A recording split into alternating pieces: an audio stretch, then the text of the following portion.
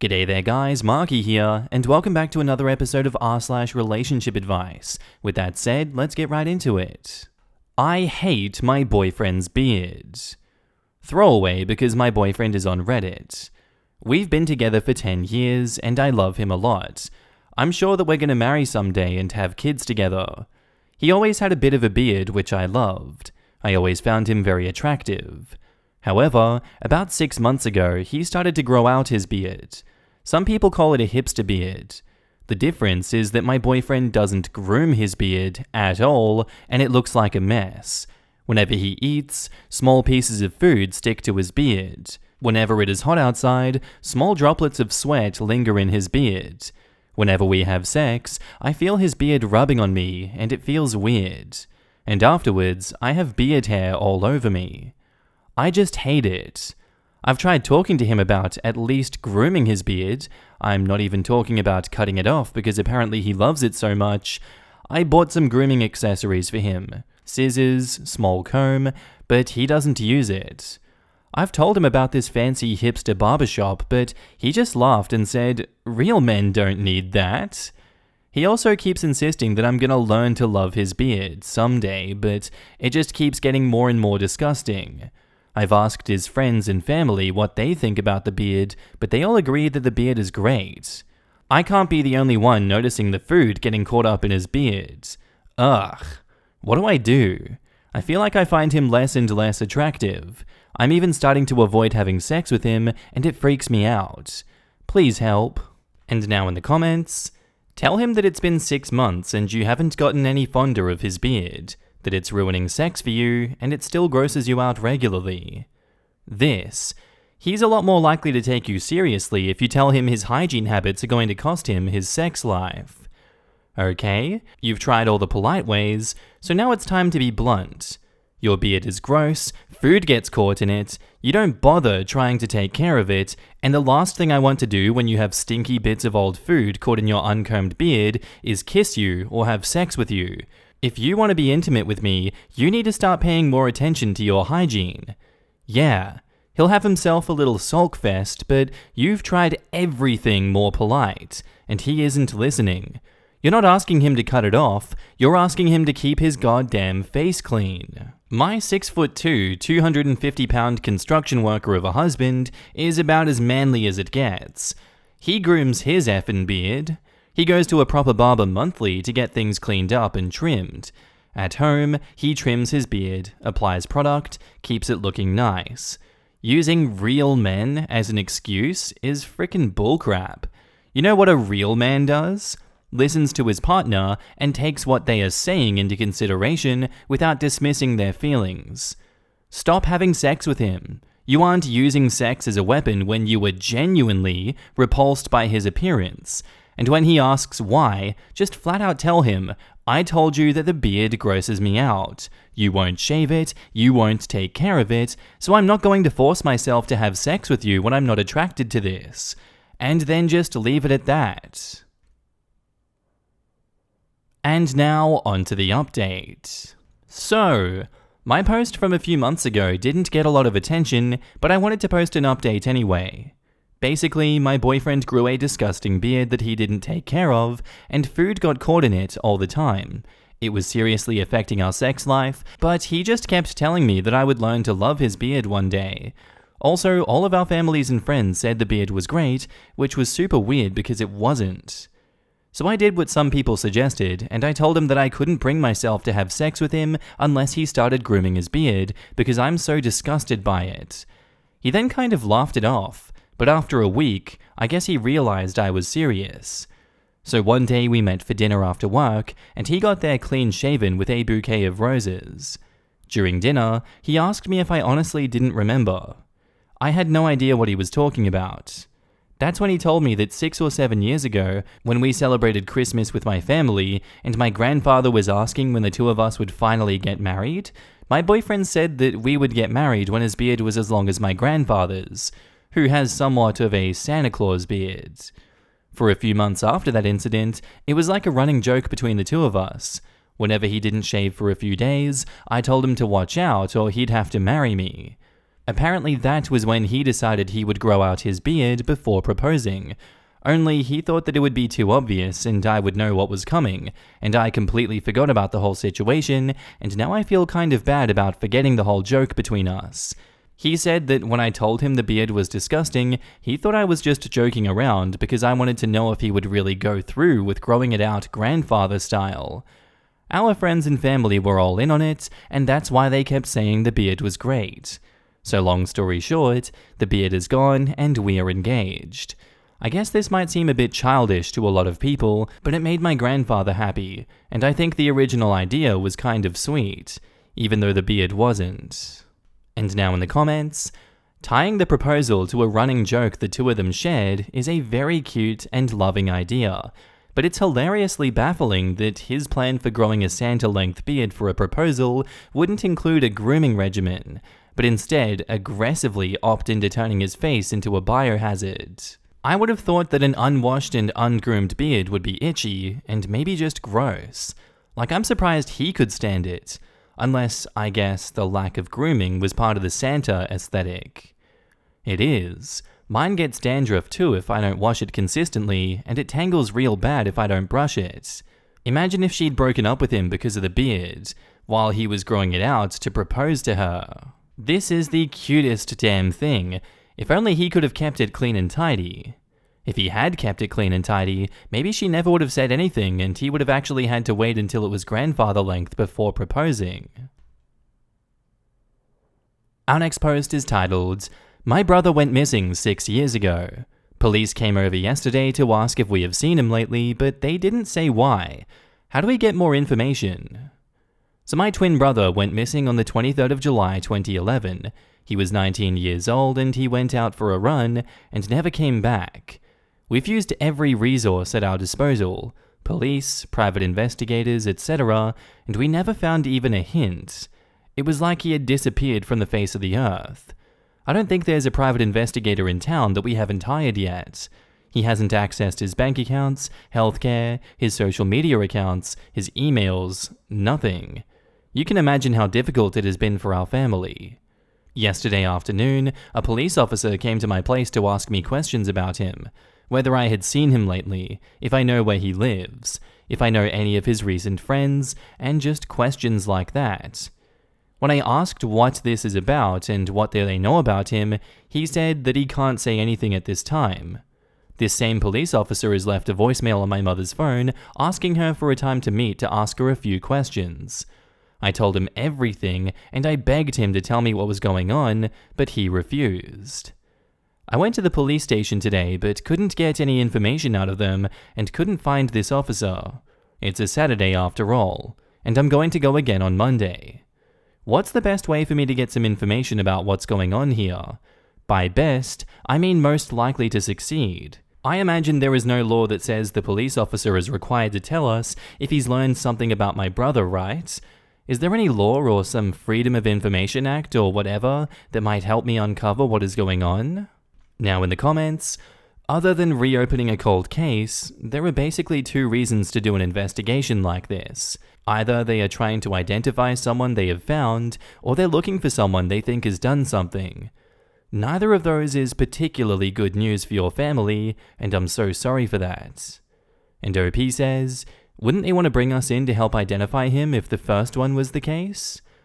I hate to be grotesque, but you might not be able to identify the possible remains. And OP says, yes, I know, I'm ready for that possibility as well. If they found remains that they believe to be him, I don't think they'd be asking you, have you seen or heard from him lately? Well, if the response was, yes, I have seen him, wouldn't it rule out the remains was his brother? Your family can cooperate with the police. They may be following up on it as a cold case, or they received a new tip that made them take another look at the investigation. And OP says, I gave full cooperation. It would be amazing if we could know which one of those possibilities it is. Well, you reported him missing 6 years ago, right? Contact the officer in charge of that investigation and ask if there is any new information. And OP says, yes, I know that officer. I haven't been able to get a hold of him. I'll talk to him on Monday if I can. The officer that was asking questions was from a different department though. Just keep trying. Even if he's not a part of whatever current investigation brought that officer to your door, he's more likely to be able to find out what it involves than you are. And now, onto the update. So I talked to the officer in charge of the investigation for my brother being missing. They found his name written in a notebook which belonged to a drug trafficker. The officer who was looking for him was wondering if my brother was still missing after talking to the officer in charge of that investigation. 3 days later, we received the call that they may have found my brother's remains and they needed DNA samples to confirm. DNA confirmed it was him. What happened was that when he was out that day, he saw his friend and they went to see another friend of his, not my brother. That was a drug dealing location. Things went bad when my brother was there and someone was heavily beaten up, which my brother and his friend saw. That's when they decided to... His friend was kept silent under the threat for his life. He was dealing for them. Recently, he was arrested, and he confessed and reported my brother's murder to get a better deal. The officer says that my brother didn't die in pain. It was multiple gunshots. You'd expect after 6 years of playing this possibility in our heads, we would have been prepared for it, but we weren't. We had a funeral for him. Now there's a place that I can go and talk to him and at least feel a little bit closer to him even though he's gone. I thank all of you who helped. And now in the comments, I imagine this is why parents worry about who their kids hang out with. I had friends who sometimes hung out with the wrong crowd, but they themselves were good kids. They swore up and down that they didn't get involved with that stuff that their friends were into, and that their friends were good people who just got into some bad habits. And that may have been true, but even 2 degrees of separation from bad people, if you want to go with that charitable description for OP's brother's friend, though I would say that good people don't aid in covering up a murder until it's convenient, didn't save this poor kid. I had a few friends whose parents told me that they were always relieved when they went out with me, because they knew they wouldn't have to worry about what they were up to. Now I'm wondering how much my parents worried about me going out with the friends whose parents said that, though. It's definitely something my parents worried about with my brother, and their worries came true. 2 of his friends that he smoked pot with hatched a plan with 2 more guys to break into our house and rob us. My brother was home at the time, which they didn't expect, and they beat the crap out of him. Plenty of his friends that he smoked with never got into any crap or did us wrong. He just got unlucky with 2 who were already getting into worse stuff. One of them has since gotten out of jail and has been arrested for possession of crystal meth. My brother has better taste in friends now, but his taste in women is still awful. Just not criminally awful. Your parents probably worried a lot. I don't limit who my kids hang out with, and thankfully they've so far made wise choices, but to be honest, it's really freaking scary knowing your kid is out at a bar or whatever, even when they're fully grown. The list of things that could go wrong is endless, especially with daughters. Honestly, like I said in another response, not limiting your kids is the way to go. Better to have them feel that they can come to you in a bad situation than to put them in a position where if said situation happens, they have no one to call. It sounds like you were doing parenting right. I don't have kids and probably won't for a variety of reasons, so take that for what it's worth. I think that my parents are rather relieved that my husband is a smart, insightful, loving man who is, as his mum's husband puts it, big enough to hunt bears with harsh language. My heart breaks for everyone in OP's family. Sounds like he was a good lad and had crap friendships that put him in a bad situation that he never should have been in. It's going to take some time until they actually feel any semblance of closure, but I do wonder if the officer couldn't have handled this better approaching the family of a potential victim.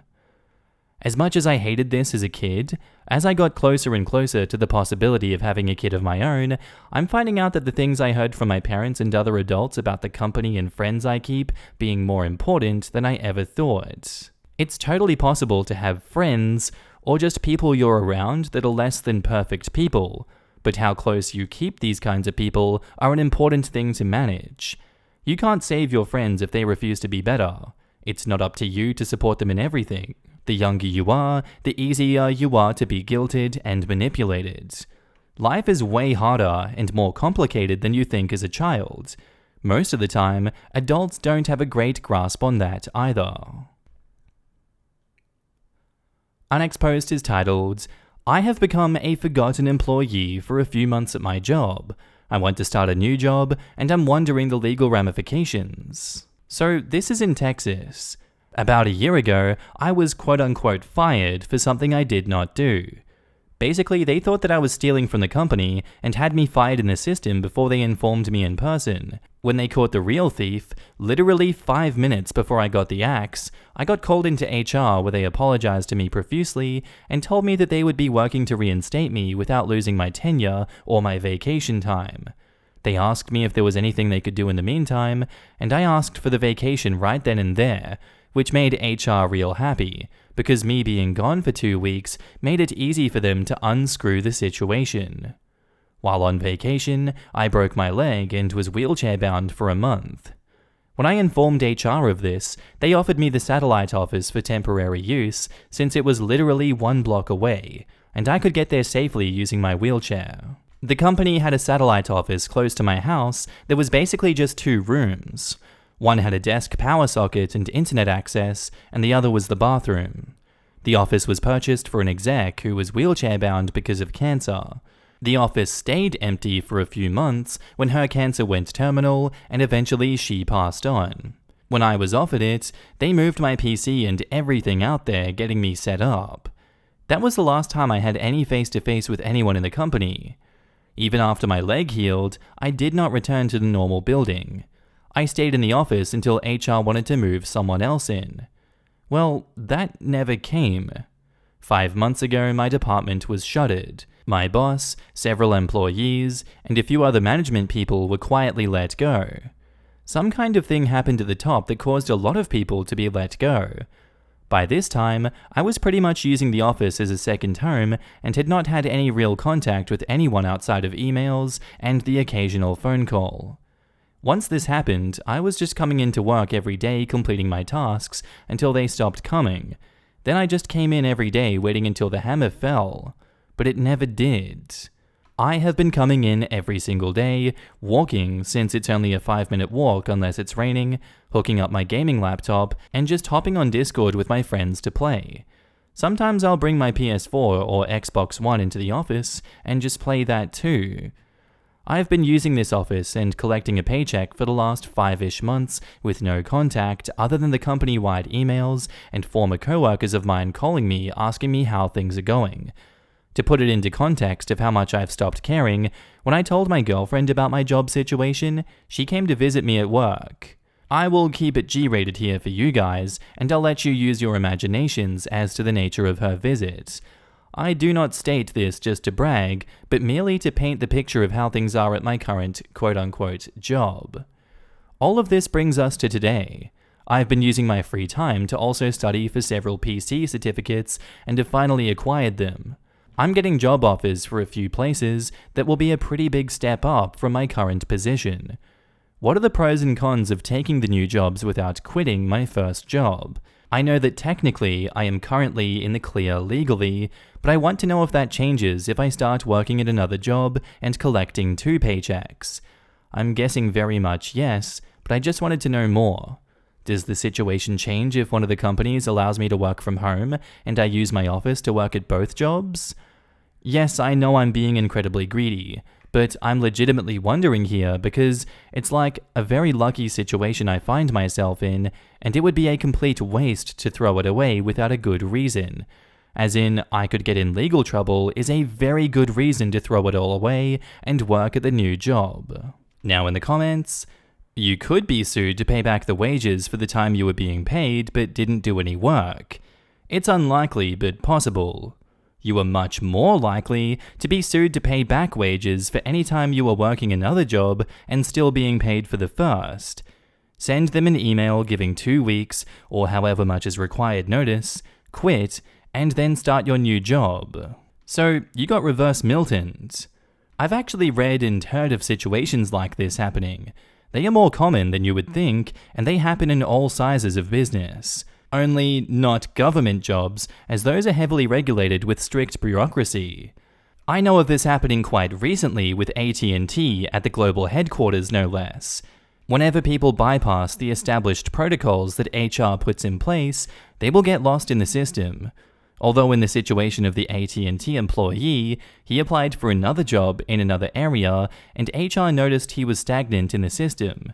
He had been turning in bogus reports each quarter to make it look like he was still doing his job, and HR didn't dig too deeply into it. They gave him the position that he applied for, and he moved on with his life. The good is, situations like this where people can become unfireable if they keep their noses down. The bad is, they usually do not have any sort of chance to move up without becoming noticed. Usually this is a huge risk. Quote, does the situation change if one of the companies allows me to work from home and I use my office to work at both jobs? I'm not a lawyer, and if you're asking about taking a new job with Company B and telling them you're working from home but going to your private office which belongs to Company A and doing work from Company B from there, you could lose both jobs and have possible legal ramifications from both employers. You are using Company A assets and expenditures to make money for yourself. You're using Company A assets to make money for Company B. You're exposing proprietary Company B data on Company A's network. And yes, if Company A has competent IT people somewhere, they'll be able to capture that data, as well as track your connection to Company B. Assuming you're connecting to Company B via a VPN, this will look very different than typical traffic on Company A's network and make you more likely to be caught. Enjoy a final day in your man cave, then take home your personal electronics and turn in your 2 weeks' notice. Browse Reddit from your home office until someone calls or shows up, or the end of the 2 weeks comes. I'm betting when they get to your resignation, you'll be asked to leave immediately. And this may be done in person, which is why you need to get your stuff out of there first. Don't advertise how you've been spending your time, and they're less likely to do anything about it. They may still pay you for the 2 weeks. Start your new job free and clear. And now, onto the update. I posted this a year ago. Since that time, I got denied for the second job, and have basically been coasting by until I landed another position and turned in my 2 weeks' notice. Recently, I found a position at a tech firm that will allow me to work from home, is easier than what I used to do, and pays more. Basically tired of doing nothing, even though I'm getting paid for it. The day after I mailed the keys to the satellite office back to the corporate office, I got a phone call exactly at 8 a.m. The head of the HR for the former company wanted to speak with me in person. I asked her if there were any issues, such as equipment that was not returned. She stated that there were no issues like that. They just had some questions about my job function over the last year. I then told her that they should have that information as head of HR, and I promptly disconnected, stating that I had to return back to work. She called back at 12:05 exactly. I have been ducking her calls ever since. Her voicemails state that I'm required to come back into her office to discuss a few things. My emails with her have asked if there's anything that needs to be returned or issues with company property. Each time, I'm assured it's nothing like that, but that they need me to come into their office to discuss this with me in person. She calls at least once per day. I'm thinking that I just need to ignore her until she either escalates or goes away. How incredibly bad is that plan? Before anyone says, I know I should have quit a long time ago. I did not. Now in the comments, they are clearly phishing. Ignore unless you get served with papers, in which case, get a lawyer. They aren't paying you anymore, so they aren't entitled to a second more of your time. The only thing that HR needs to do is issue your last paycheck, COBRA notices, and depending on company policy, possible payment of any unused PTO earned. Oh, the irony. You're only required to return company equipment. Anything else is a courtesy, and one I would not recommend you extending. You're in the clear. Don't give them any ammunition.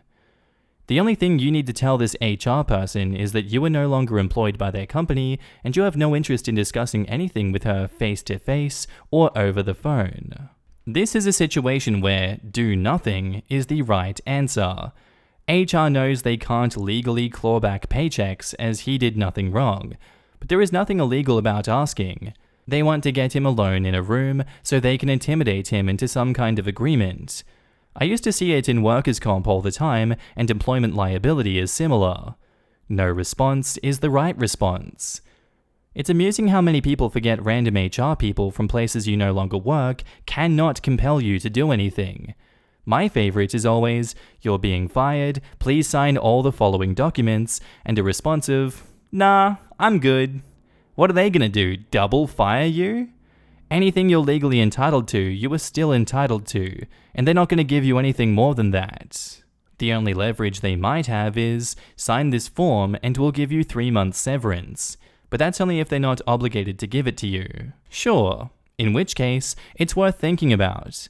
But personally, if they were offering me thousands of dollars they didn't need to, I'd want to know why, and think about seeing a lawyer instead. And that's where I'm going to end today's episode, guys. I do hope you enjoyed. If you did, let me know what you thought of it down below, and I'll see you in the next one. Bye.